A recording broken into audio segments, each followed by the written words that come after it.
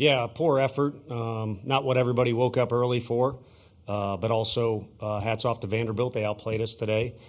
A lot of things piled up for us. Again, maybe bad itinerary by me leading into the game, but the guys were energetic going in.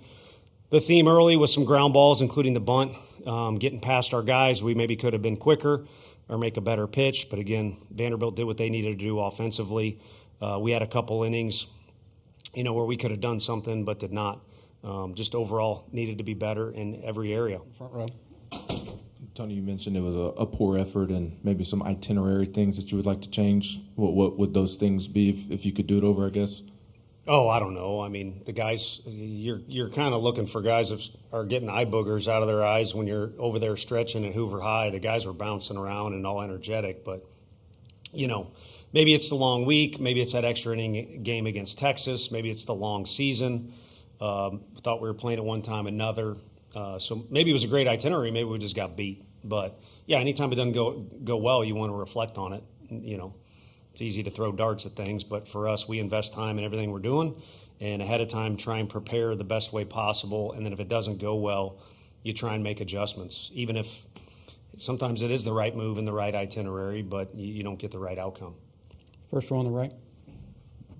Tony, Ben kind of asked about hosting with Hunter there. Why do you think this team is deserving of a host seed, and what would that mean to have postseason baseball in Knoxville again? Sure. I think it would be phenomenal, for the fans to have another go-around. It was kind of a quirky year where timing of some things and weather of things just wasn't ideal. And then there were some times where we had an opportunity to entertain the fans, which is certainly not the goal, and it did not occur. But they can be an advantage for us, too. We talked in the cages one time where we won a run. I think it was a one-run game. Not easy to say a bunch of times. But they were an edge for us in that one in particular. And they've been that, too, in the past few years. So I think it would be great for them. It would be great for our kids. We're not in control of it. So we'll let those people that are fully qualified sit in the room and diagnose that. But I think the fact we came here and got 2 wins and racked up RPI. I'd assume Texas and Vanderbilt are 1-2 or 1-2 and 3 or 4 in RPI.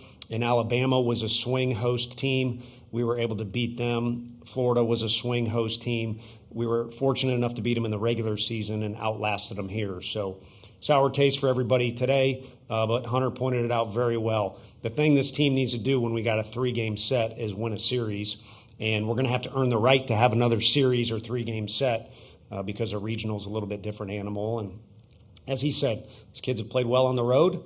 But, yeah, like to be at Lindsey Nelson Stadium. On the first row on the right. Hey, you've talked about the last few weeks, maybe the process being good, but the results not following. How significant is it for this team to see the results go well this week ahead of next week? I think it was beneficial for some individuals, but also the team to be able to rally behind in the second game, to come out ready. After being on the road, we've been on the road for a long time, and it just didn't go well in Game 3 against Arkansas, another really good team. And then 2, just get some high fives going, but also get beat up a little bit, so you're not surprised by anything that you see, whether it's a guy that pitches quickly or a guy that's got good ride to his fastball, as Hunter mentioned, or a lefty doing this or that, bunt plays. We do need to continue to get better as a team and prepare for whatever our assignment is. But our guys should feel like they've seen about everything. All right, third row on the left, red. Coach Joe Gaither, Vanderbilt Commodores on SI. Vanderbilt scored 10 runs without an extra base hit. Just what makes their offense so challenging to deal with? The 3 games we played at our place were different. I think, today, again, it was ground balls past us, but Rigdon, slaughtered a ball up the middle. And then after that, they were able to accumulate some low-line drives. It's a ballpark where, as Gavin can attest to, again today, he slaughtered that ball even more so, and it got caught. So probably low-line drives and ground balls are going to benefit you, and they adjusted well and did that. So, but they're kind of like every lineup in the SEC. You got a guy in there that you wish didn't exist, like Nelson. You got a great athlete like Rustin, and then everybody kind of did their job. And our guys got off to a good start, just swing and miss pitcher, and needed to do better in that situation. On the right side, third row. Tony Tristan Thornhill, WTK's Rock Solid Sports. You mentioned earlier in the year against Vandy when they were running on over you that pitchers needed to make some adjustments. A little bit better today, holding guys on and being able to gun some people out, but they were still running on you. What have you seen from your pitchers and maybe Cannon being able to get some guys out on the base pass? Yeah, in their defense, I thought at Arkansas it was much improved and it carried over. I don't know what the numbers say, but the last 3 days it was good. I mean, did they steal after Rustin got the first inning? Yeah, so I mean that one wave off the board. You can look at the video. It rained before the game, so not that had anything to do with the outcome, but it was a little tough going there in the first inning for Cannon. On the left side, third row. Lauren McGill, ESPN Gainesville. Coach, you mentioned after the Texas game that right now this team wasn't so much defending their SEC or national championship title, but pursuing. So what do you want to see from them as you guys continue this road right now to do the same thing? I think to get eager to be better. There were some things that we needed to be better at. It's not a cop-out or an excuse, but there's some guys still getting comfortable with their positions. And when you get in these high-intensity games where a guy does this early in the count, but this with 2 strikes and guys are moving around, the more reps you get, the more comfortable you get at going to your right and doing this or communicating in this particular situation. So we need to review the areas that maybe we have been poor at more than once and cannot allow that to happen again, but just continue to make steady progress.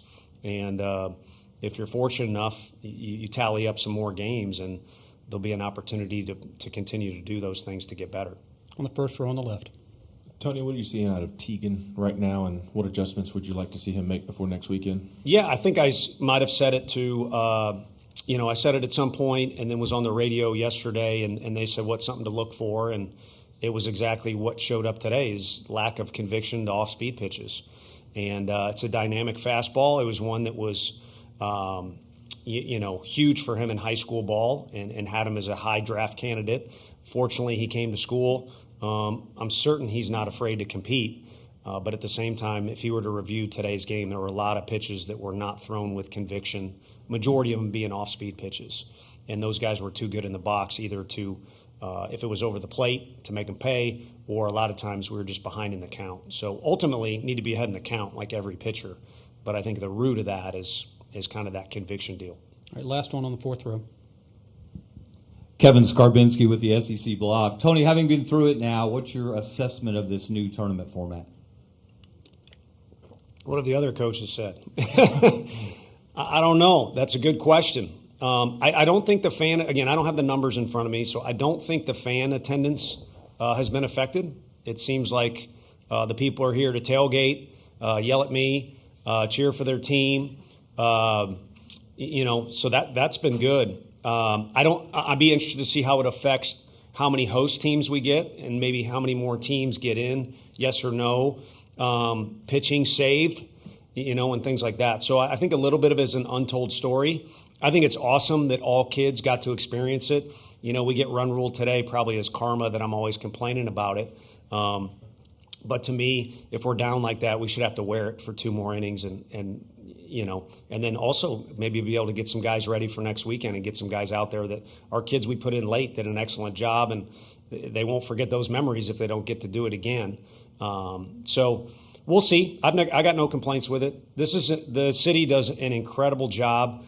It might be the best run tournament in the country, with all due respect to everything else that goes on after this or this at the same time. And they're the best players. Again, I know there's other great ones out there, but if you're a fan, rather than pay $4,000 to go to a Braves game, just come here and watch, the next whoever. There's no Acuna out here, but there's some other ones that'll be up there. All right, Coach, thanks for your time this week. Good Yeah, luck the rest of the thank way. you all.